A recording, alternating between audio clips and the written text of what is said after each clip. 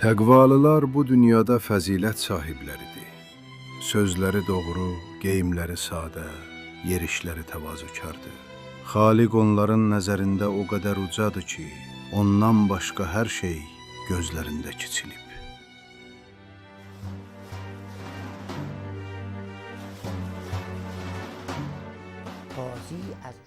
Qazi elə bir şəxs idi ki, əgər onun kimi birini tapmaq istəsək, gərək dünyanı yenidən xəlq edəsən və insanı yenidən yaradasan.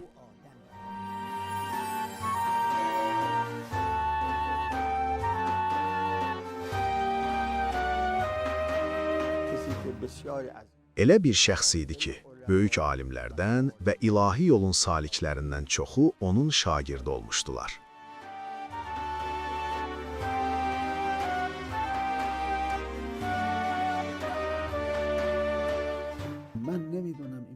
Mən bilmirəm, mərhum Qazi bu şagirdləri üzərində necə bir təsir qoymuşdu ki, onlar şəriətin vacib və müstəhəb hökmlərinin bütün incəliklərinə bu dərəcədə bağlı idilər.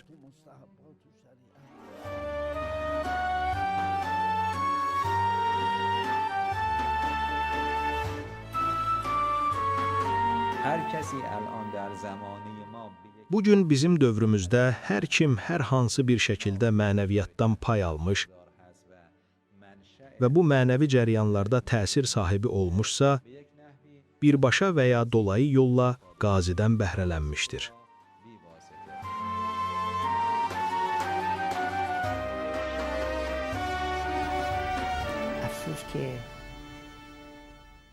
Təəssüf ki, bizim dövrümüzdə qazi və onun kimi böyük şəxslərin yeri boşdur.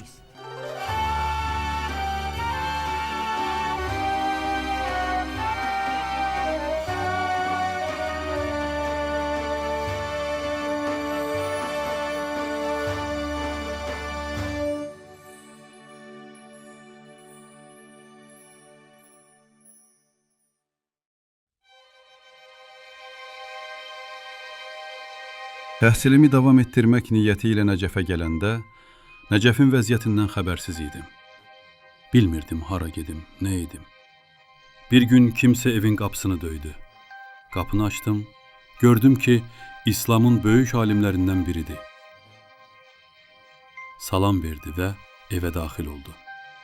Siması çox cazibədar və nurani idi. Söhbət əsnasında buyurdu: Elm öyrənmək məqsədi ilə Nəcəfə gələn şəxs üçün yaxşıdır ki, təhsillə yanaşı öz nəfsinin tərbiyəsi və kamilləşdirilməsi barədə də düşünsün və nəfsindən qafil olmasın.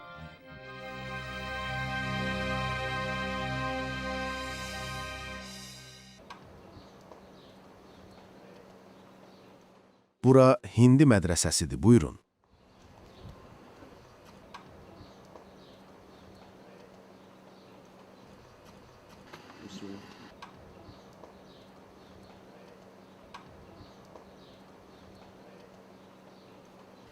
Salam əleykim, yorulmayasız. Ağa Qazinin hücrəsi buradır. Onun hücrəsi elə oradadır.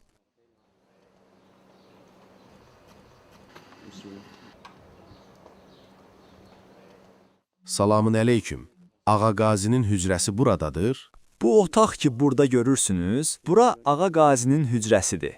Ağa Qazi burada qalardı. Ondan sonra da oğlu Ağa Seyid Mehdi, Allah ona rəhmət eləsin, burada qalırdı. Mən Qumda olanda onun adını eşitmişdim. Sonra Nəcəfə müşərrəf olduq. Oraya gedəndə artıq onun eşqi zehnimdə var idi. Elə onun məhəbbəti ilə Nəcəfə getmişdim.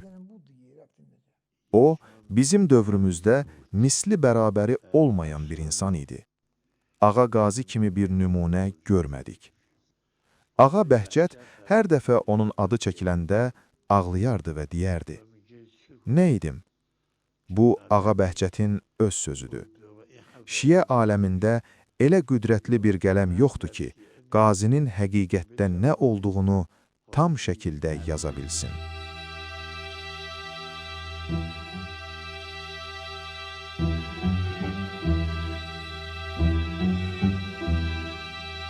مرحوم آیه آتولاش Mərhum Ayətullah Şeyx Həsən Fərid Gülpayqani qədim dövrdə böyük alimlərdən idi.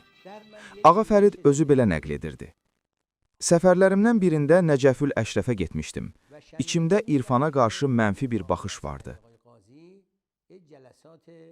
Eşitmişdim ki, burada Ağa Səyyid Əli Qazi adlı bir şəxs irfani məclislər keçirir və bir dəstə onun ətrafına yığışır. İçimdə bir təhrik yarandı ki, gedim, amma açıq şəkildə yox, kənardan, gizlicə qulaq asım, nəuzubillah, yanlış sözlərini eşidim, sonra da etiraz edim. Getdim həmin məscidə və bir sütunun arxasında dayandım ki, Ağa Qazi, Allah ona rəhmət eləsin, məni görməsin, mən isə qulaq asım.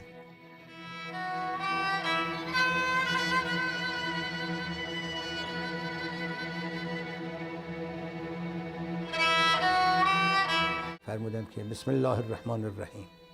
Mərhum Ağa Qazi gəlib oturdu. Belə başladı.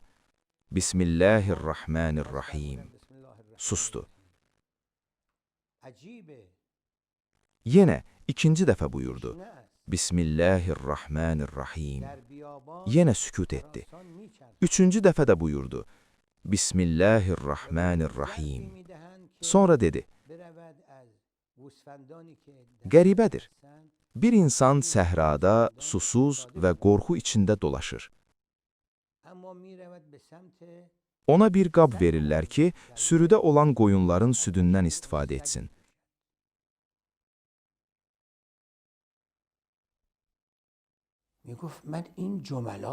Amma o, gedib sürünün itinə tərəf yönəlir və itin südünü sağmaq istəyir. Deyirdi ki, bu cümlələri eşidən kimi birdən-birə sarsıldım.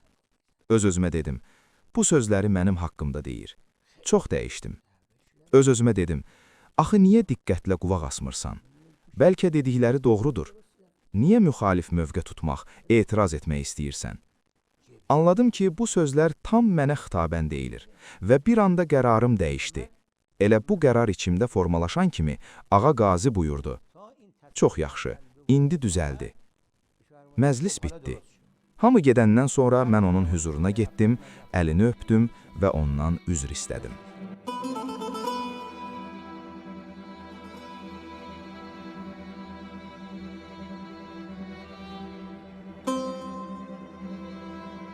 استاد واقعا نقش خیلی مهمی داره. Ustadın rolu həqiqətən çox mühümdür. Hafiz deyir, bu mərhələni xızırsız keçmə, çünki yol zülmətdir, azmaq təhlükəsindən qorx. بدون استاد آدم ممکنه تا یه حدی بره. Ustadsız insan müəyyən bir həddə qədər gedə bilər. Amma o ustad ki, sənə bir göstəriş verir, çünki özü o yolu gedib. Dediyim kimi, əslində hər kəs üçün fərqli bir dərman var. Ola bilsin ki, mənlə sənin yolun tamamilə fərqli olsun. Sənə bir qığılcım vursalar, alovlanarsan. Amma mənim üzərimə benzin töksələr də, bəlkə alışmaram. İnsan çox böyük istedada sahib ola bilər. Amma elə böyük bir ustad lazımdır ki, bu istedadları potensial mərhələsindən əməli mərhələyə çıxara bilsin. Bəli, mərhum Ağa Qaziyəm. Bəli, mərhum Ağa Qazi də buyurardı. Əgər bir insan ömrünün yarısını ustad axtarmağa sərf etsə, qazanc əldə etmiş sayılır. Yəni, ömrünün yarısını heç bir iş görməsin, yalnız kamil bir ustad tapsın, bu böyük qazancdır. Ardınca buyurardılar ki, hər kim kamil bir ustadın ətəyindən tuta bilsə, sanki yolun yarısını qət etmişdir. Buyururdular ki, bir dəfə bir şəxs Ağa Qazinin hüzuruna gəlmişdi və deyəsən etiraz etmək niyyəti var idi. Fikri bu idi ki, siz tələbələri məşğul etmisiniz, halbuki onlar hövziyə, fiqh və üsul oxumağa gəlməlidirlər. Məqsədi etiraz idi. Məclisdə 2-3 şagird də vardı. Həmin şəxs sözə başlamazdan əvvəl Ağa Qazi məclisdəkilərdən birinə buyurdu. O kitabı gətir. Sonra Peyğəmbərin sallallahu aleyhi və alihi və səlləmin bu hədisini oxudu. Allah rəhmət etsin o kəsə ki, bilsin haradan gəlib, haradadır və hara gedir. Bu, Peyğəmbərin duasıdır. İnsan öz mövqeyini bilsin. Yaradılış məqsədi nədir? Niyə dünyaya gəlib? Proqramı nədir və axırı hara çatacaq? Bu hədisi dəfələrlə təkrar etdi. Şagirdi oxuyandan sonra öz mübarək dili ilə də oxudu hədisi. Məclisdə qəribə bir sarsıntı və ruhi dönüş yarandı. Etiraz üçün gələn həmin şəxs ki, siz niyə bir neçə nəfəri ətrafınıza yığıb məşğul edirsiniz demək istəyirdi. Bu hədislə elə təsirləndi ki, hönkür-hönkür ağladı. Məclis tamamilə dəyişdi və o şəxs heç bir söz demədən sustu.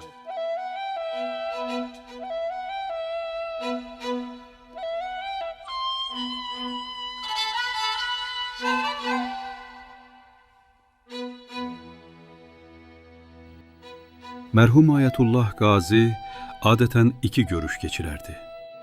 Biri günortadan əvvəl olurdu. Zöhrə 2-3 saat qalmış başlayardı. Bu məclis ümumi idi və bəzən kənar adamlar da gələrdi. Digəri isə gün batandan əvvəl olurdu. Təxminən 1 saat yarım qalmış və bu yalnız xüsusi şagirdlərə aid idi.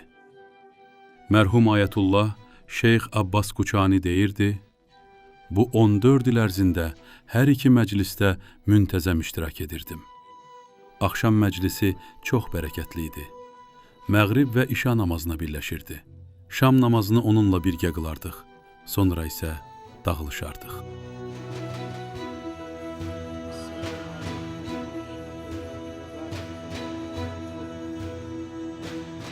Ağa Qazi Rizvanullahu Teala aleyh məhz bunu edirdi. Şagirdlərinin bir qisminə xüsusi təlimlər, bir qisminə əxlaqi təlimlər verirdi, bir qismi isə sir əhli idilər. Hər biri ilə onların tutumu və ruhi genişliyi qədərincə rəftar edirdi. O, əslində bir təbib kimidir. Xəstəyə baxır və görür ki, məsələn, bu xəstəyə verilən dərmanın dozası o birinə verilən dozadan fərqlidir. Eləcə də mərhum Ağa Qazinin əxlaq dərsləri. Bəlkə də rəsmi olaraq əxlaq dərsi adı ilə deyildi, amma o dərslərdə iştirak edənlərin hamısı deyərdilər ki, onun rəftarı, hərəkətləri, cazibəsi və mənəvi gücü elə idi ki, bizə o qədər təsir edirdi ki, dərsdən sonra bir həftə boyunca gözləyirdik, görək bu dərs nə vaxt yenə başlayacaq. Hətta ertəsi gün dərs qoyulacaqdısa belə səbirsizliklə intizar çəkirdik. Bu təsiri açıq-aydın öz üzərimizdə hiss edirdik. Bu məclislərin son dərəcə qüvvətli, cəzbedici və təsirli olduğunu deyirdilər. Orada iştirak edən hər kəs üçün dərin təsirə malik idi.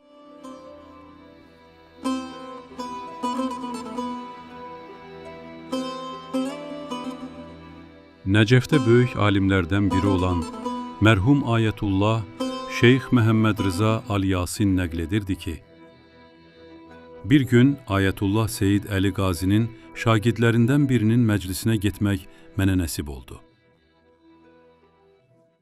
Onun evindən çıxdığım zaman bunu demək kifayətdir ki, əbamı başıma çəkib yola düşdüm və göz yaşlarıma hakim ola bilmirdim. İxtiyarsız şəkildə ağlayırdım. Maddi aləmdən müvəqqəti qırılma halı mənə elə təsir etmişdi ki, artıq dünyada qalmağa və adi həyat sürməyə taqətim qalmamışdı. Təəssüf ki, sonralar o nurani məclislərdə iştirak etmək mənə bir daha nəsib olmadı.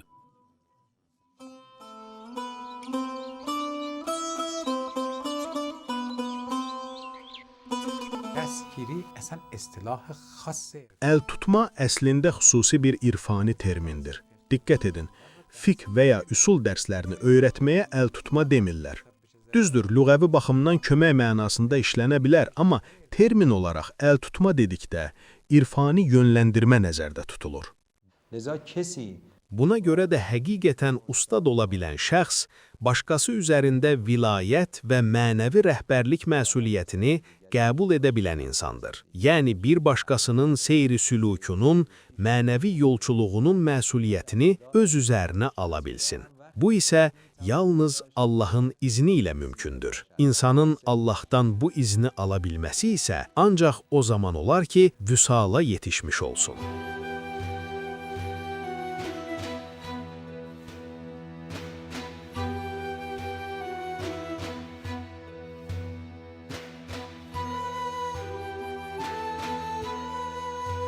دستور که میدادن گویی خود همراه دستور بودند. Verdiyi göstəriş elə idi ki, sanki özü də göstərişlə birgə idi. Şagirdlərinin mənəvi vəziyyətini nəzarətdə saxlayırdı. بیشون عرض کردیم که بالاخره از دستورات ایشون چیزی اگر Mərhum Ağa Qazinin şagirdlərindən biri də Ağa Şeyx Mərəndi idi. Ondan xahiş etdik ki, əgər ustadın verdiyi göstərişlərdən yadınızda qalan bir şey varsa, buyurun söyləyin. O dedi, yadımda qalanlardan biri budur ki, Kufədə onun evində axşam namazlarını onunla birlikdə qılardıq. İşə namazından sonra o, cəmaata tərəf dönüb bir neçə dəqiqə danışardı. Bir dəfə yalnız bu cümləni dedi və sonra sustu. Təxminən 1 saat sükut etdi. O cümlənin məzmunu bu idi.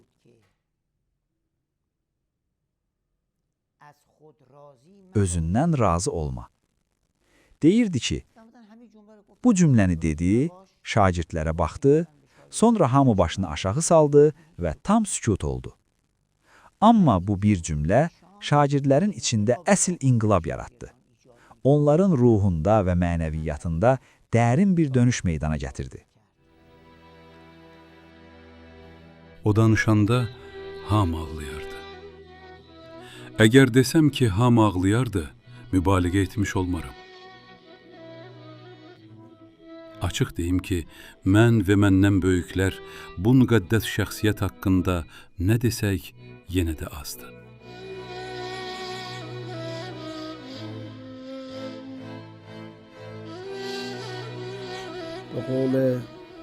Şairin dili ilə desək, sözlərə gərək yox qəm pəncərəsi, qəlbdən qəlbə köçər ruhun nəğməsi. Elə şeylər var ki, sözlə deyil, qəlb yolu ilə qarşı tərəfdə təsir yaradır.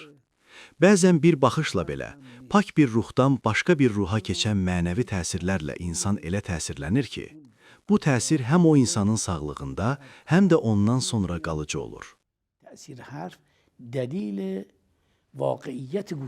Sözün təsir etməsi danışanın haqq olmasına dəlildir. Əgər danışan həqiqətə malik deyilsə, dediklərinə inanmırsa və ya onlara əməl etmirsə, söz təsir etməz. Mənim əqidəmə görə bu belədir. Ona görə də insanlar mərhum Ağa Qaziyə qəlbən inanırdılar. İnsan bəzən ustadının davranışından, baxışından və onda hiss etdiyi mənəviyyatdan elə təsirlənir ki, bu təsir onun sözlərindən belə daha güclü olur. Həzrət Ağa, bütün bu müşküllər, o cümlədən vəsvəsə, aramlığın olmaması, qəflətdən qaynaqlanır. Qəflətin ən aşağı mərtəbəsi Allahın əmrlərindən qafil olmaqdır. Onun başqa mərtəbələri də var ki, inşallah siz onlara çatmazsınız. Bütün qəflətlərin əsas səbəbi ölümü unutmaq və dünyada əbədi qalacağını zənn etməkdir. Əgər bütün qorxu, narahatlıq və vəsvəsələrdən qorunmaq istəyirsinizsə, daim ölümü xatırlayın və Allahla görüşə hazır olun. Sonra düşünün, sizi ondan nə saxlayır, nə məşğul edir, əgər aqilsizsə.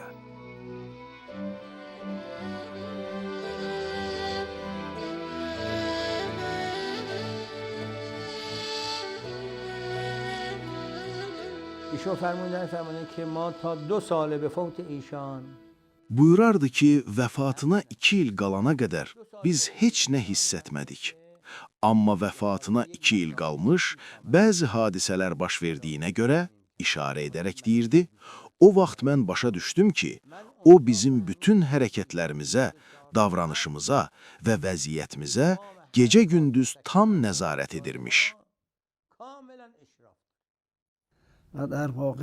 Həqiqətdə insanın ruhu nə qədər uca olarsa, təsiri də bir o qədər güclü olar. Mərhum Ağa Qazinin də belə bir təsiri var idi. خب از مرحوم علامه طباطبایی نقل شده. Mərhum Əllamə Təbatəbayinin belə nəql etdiyi rəvayət olunur. Biz hücrədə mərhum Ayətullah Qazinin yanında idik. Söhbət tövhid-i əfalidən gedirdi. Yəni bütün işlərin Allah tərəfindən olması mövzusundan. Birdən hücrənin bir tərəfi dağılmağa başladı. Hər yer toz torpaqla doldu. Elə bildik ki, hücrə uçur.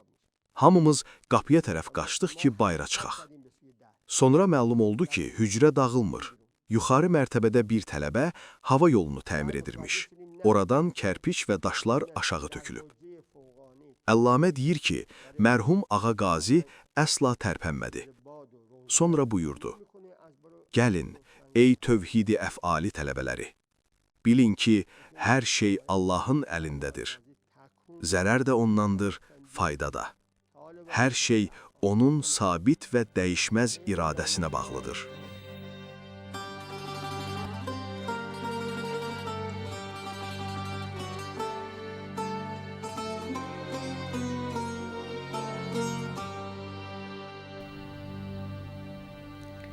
Mərhum Ayətullah. Mərhum Ayətullah Seyyid Əli Qazinin şagird kimi seçdiyi şəxslər həqiqətən də çox seçkin insanlar idi.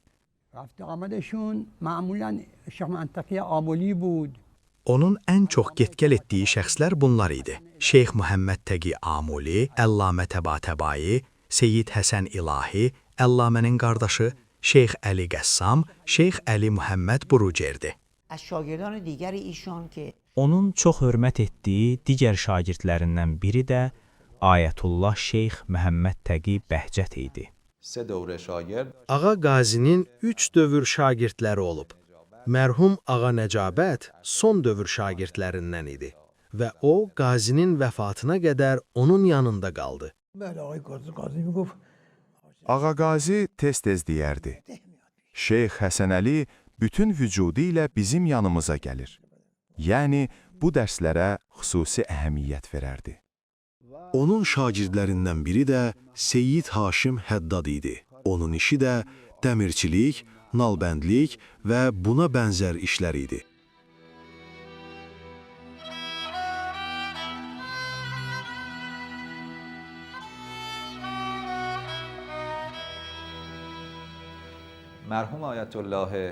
Mərhum Ayətullah Məhəmməd Təqi Amuli Dürərül Fəvaid adlı dəyərli kitabın müəllifidir.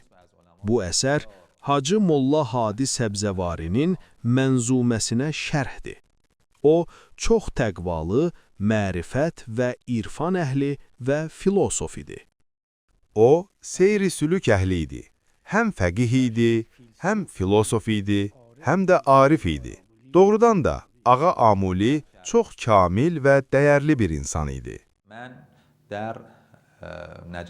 O özü nəql edirdi ki, mən Nəcəf-i Əşrəfdə dərs oxuyarkən Ağa Qazinin yanına da gedirdim.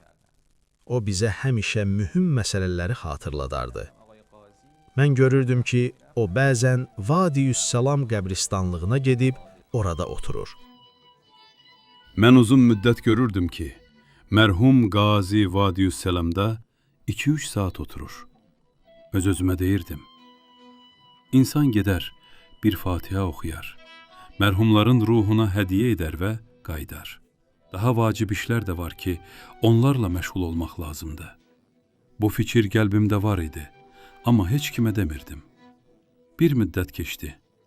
Mən Nəcəfdən İrana qayıtmaq fikrinə düşdüm. Amma bu səfərin məsləhətli olub-olmadığında tərəddüd edirdim. Bu niyyət də yalnız mənim qəlbimdə idi. Bir gecə yatmaq istəyirdim. Qaldığım otaqda divarda elmi və dini kitablar düzülmüşdü. Yatanda təbii olaraq ayaqlarım kitablara tərəf uzanırdı. Tərəddüd edirdim ki, bu kitablara hörmətsizlik sayılır, yoxsa yox. Axırda qərara gəldim ki, hörmətsizlik deyil və yatdım. Səhər Ağa Qazinin yanına gedib salam verdim. Buyurdu: "Salamun aleykum. Sənin İrana getməyin məsləhət deyil. Ayaqlarını kitablara tərəf uzatmaq da hörmətsizlikdir." Mən ixtiyarsız halda təəccüblə dedim: "Ağa, siz bunu hardan bildiniz?" Buyurdu: "Vadiyüssalamdan."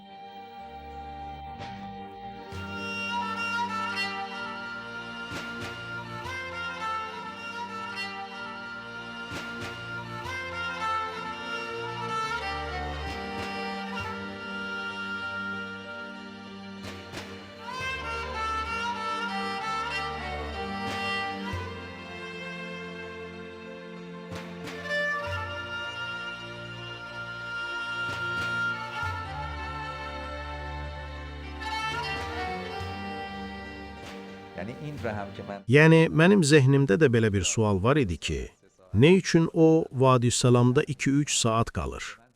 Bununla mənə anlatdı ki, insanın orayla ünsiyyəti elə-belə deyil. Bu ünsiyyət insanın gözləri qarşısındakı bəzi pərdələri kənara çəkir. Yəni bu heç də bir əbəs iş deyil. و این تأثیر یک عارف واقعیه. Bu həqiqi bir arifin təsiridir. Yəni elə bir arifin ki, şəriət yolu ilə haraya çatmaq lazımdırsa, ora çatır. Mən bilmirəm, Ağa Qazi şagirdlərinə necə təsir göstərmişdi ki, onlar dinin bütün vacib və müstəhəb əməllərinə tam bağlı şəriətə sadiq idilər. ما با اسوه و الگو زنده ایم. الگو Biz nümunə və örnəklərlə yaşayırıq. İnsanlar artıq 4000 ildən çoxdur ki, İbrahimin yolu ilə gedirlər. Həccə gedib qaydanda dəyişirlər. Çünki bir nümunə var. Biz hər zaman bu cür örnəklərə möhtacıq. افسوس که Təəssüf ki, bizim dövrümüzdə Qazi kimi böyük şəxsiyyətlərin yeri boşdur.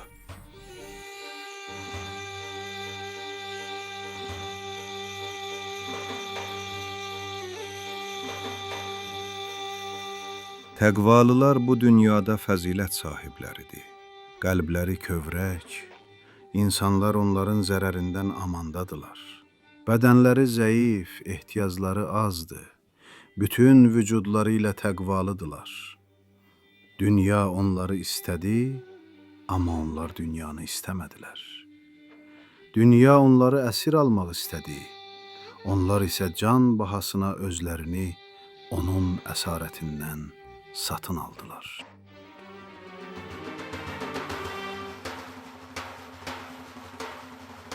İlahi be mestane meyxane